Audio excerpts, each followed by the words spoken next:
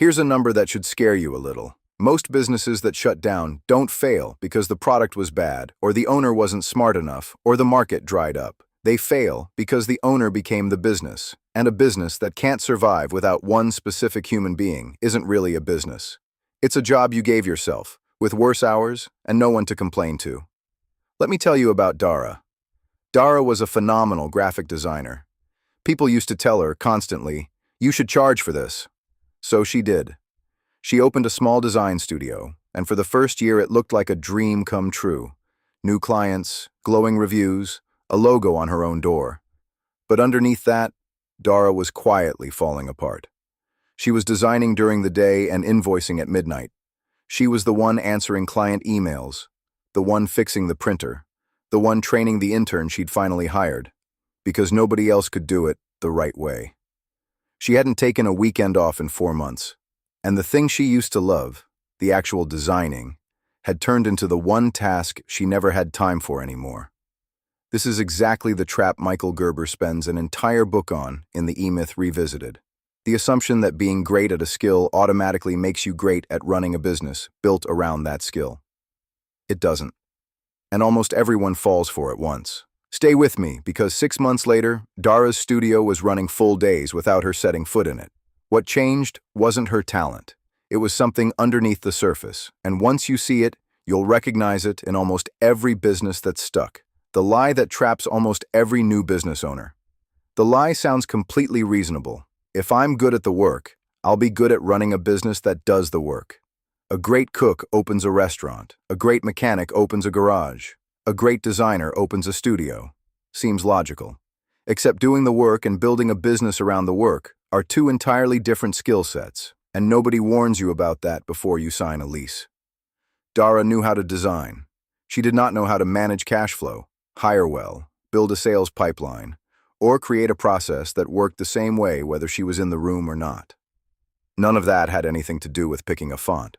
The 3 people running your business at once. Gerber's framework breaks this down in a way that instantly makes sense once you hear it.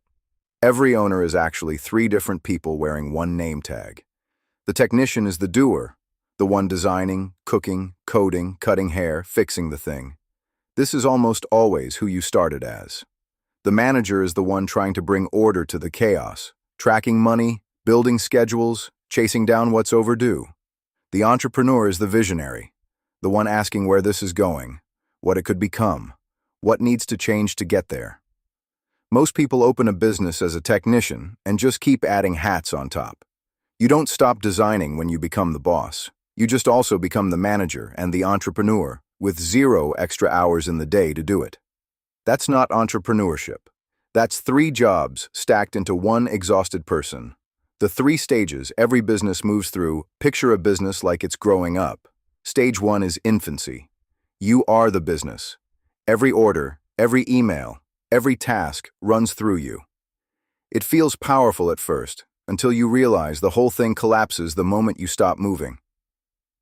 Stage 2 is adolescence. You finally hire help and immediately start hovering over their shoulder because nobody does it right except you. You've technically delegated the task, but not the control. You're now managing people on top of doing the work, which somehow makes things harder, not easier. Stage 3 is maturity. This is where the shift actually happens.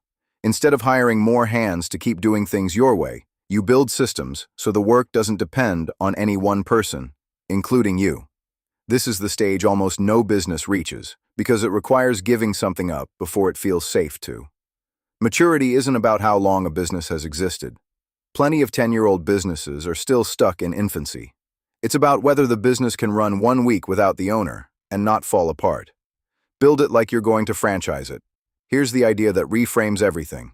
Build your business as if you were going to franchise it tomorrow, even if you never plan to sell a single license.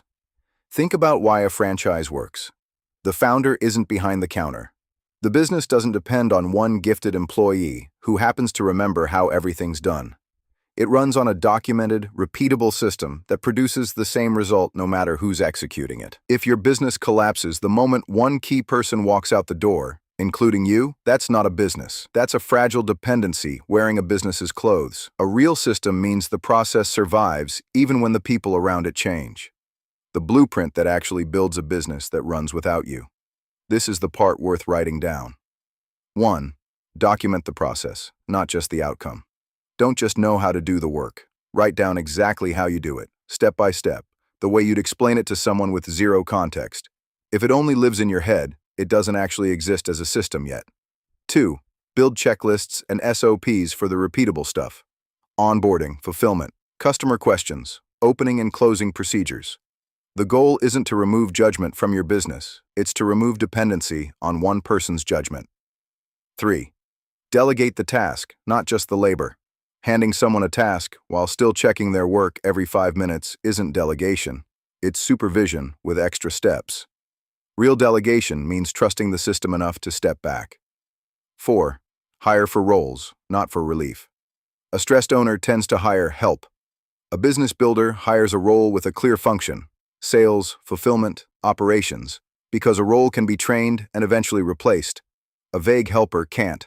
5. Put money on autopilot. Invoicing, payment tracking, recurring costs. The more of this that runs on its own, the less the business depends on you remembering things at midnight. 6. Build a brand people trust independent of you. When your reputation is tied to the business itself instead of to your personal presence, the business can keep earning trust even on the days you're not the one delivering it. 7. Build it so it could be sold. You don't have to sell it. But if a stranger could take over your business tomorrow using only what's written down, you've built something real. If they couldn't, you've built a very demanding job with your name on the sign. Back to Dara. Dara didn't do all 7 overnight. She started with 1. She wrote down, in painful detail, exactly how she ran a client project from first email to final delivery. Then she handed that document to her intern instead of hovering over their shoulder. Then she built a checklist for onboarding. Then payments went on autopilot. One system at a time, month after month. 6 months in, Dara walked into her studio on a random Tuesday and just watched. Her team was handling client calls. Projects were moving. Nobody needed her to unlock a single step. For the first time since she'd opened the doors, she got to actually sit down and design something. Because the business no longer needed her to be everywhere at once. She hadn't built a job for herself. She'd built a business. The real question. So here's what it comes down to. If you disappeared for 2 weeks starting tomorrow, would your business keep running? Or would it stop the moment you stopped moving? If the honest answer is, it would stop, you don't own a business yet. You own a very demanding job. But that's not a life sentence. It's just a starting point, and now you know exactly what to build your way out of it. Start with 1 system this week. Write down the thing only you know how to do. That's step 1 of building a business that finally works for you instead of the other way around. If this was useful, hit subscribe. There's a lot more like this coming.